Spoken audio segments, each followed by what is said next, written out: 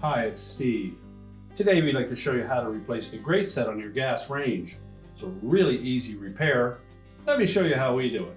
Now, to do this repair, we'll begin by removing the old grates and discarding them.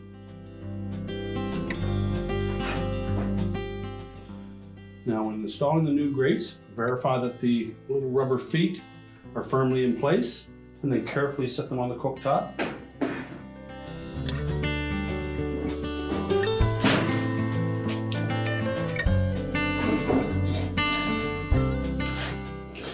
Now, to prolong the life of the grates on your gas range, I suggest that you follow the manufacturer's instructions.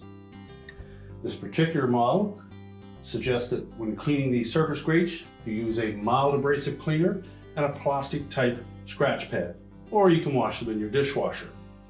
Be sure to rinse them thoroughly at the end and dry them before putting them back on your range.